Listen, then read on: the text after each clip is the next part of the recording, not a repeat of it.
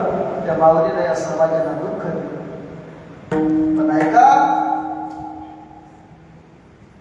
तरी सुद्धा ज्ञानोबाने प्रार्थना केली, अवघाची संसार सुखाचा करी आनंदे भरीन तिन्ही लोक. संपूर्ण जगात आनंदच आनंद, फक्त ज्ञानोबाचे भजन करा.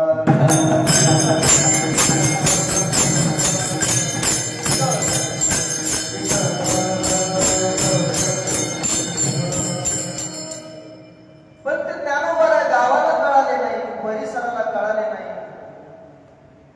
आपल्याच लोकांना कळाले नाही. त्या महात्म्याला त्रास झाला. ज्ञानोबाचे 2 दिवस जावे लागले. आई वडील यांना सुद्धा देहांत प्रायश्चित्त करावं लागलं. तेव्हा हा संप्रदाय ज्ञानोबाच्या बाबतीत होता. ज्ञानदेवी रचिला पाया भारी दिवाळ्या. तुकोबारायला सुद्धा खूप त्रास झाला. उकळत पाणी तुकोबारायच्या अंगावर टाकलं. जळे माझी काया एवढा त्रास या संत मंडळीला झाला. म्हणून त्या संत महात्म्यांचं वर्णन करणारा अत्यंत गोड अभंग आहे. ते संत महात्मे कसे आहेत याचं उत्तर महाराज अभंगाच्या पहिल्याच्या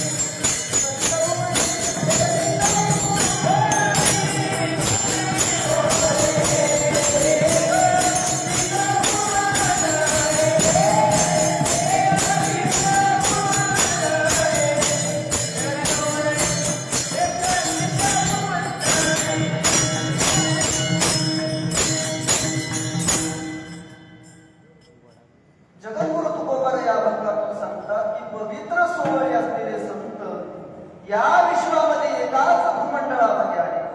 पवित्र सोहळी एक देश भूमंडळी. आता पवित्र शब्दाचे काही अर्थ आहेत, वेगवेगळे प्रकार त्याच्यामध्ये आहेत. पवित्र कशाला म्हणायचं? पहिला आहे कालतः पवित्र, दुसरा आहे देशतः पवित्र, तिसरा आहे कुलतः पवित्र, चौथा आहे संस्कारतः पवित्र, पाचवा आहे संबंधतः पवित्र आणि सहावा आहे स्वरूपतः पवित्र. विठ्ठला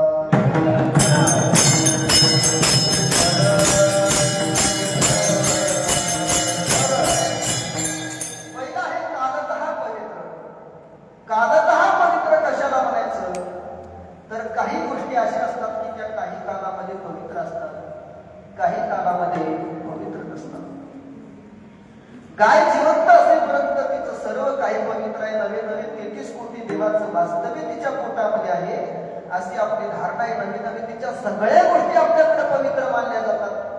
त्याला कालिका दुसरं आहे देशतः पवित्र. या भारतभूमीमध्ये ज्ञानोबा आहे, तुकोबा आहे सारखे नित्य अवतार आहेत म्हणून हा देश पवित्र.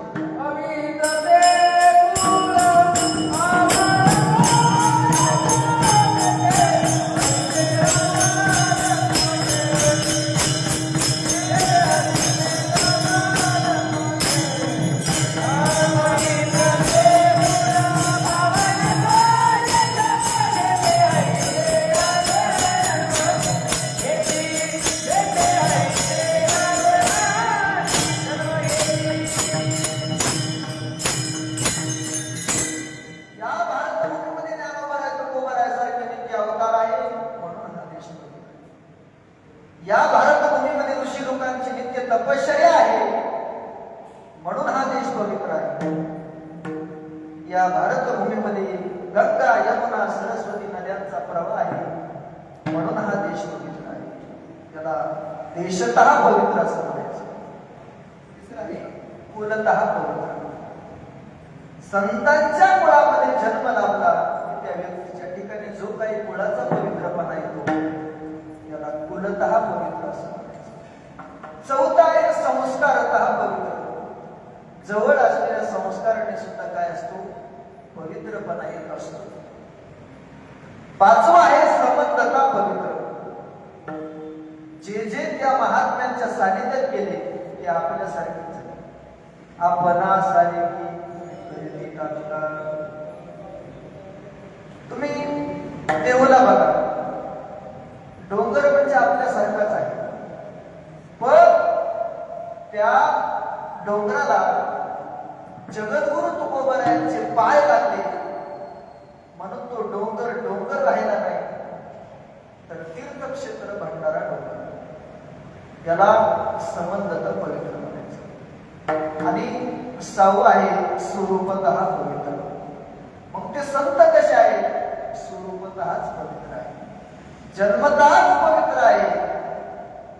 ज्ञानोबरायांना लोकांनी नाव ठेवलं गावात पण ते जन्मतःच पवित्र आहे.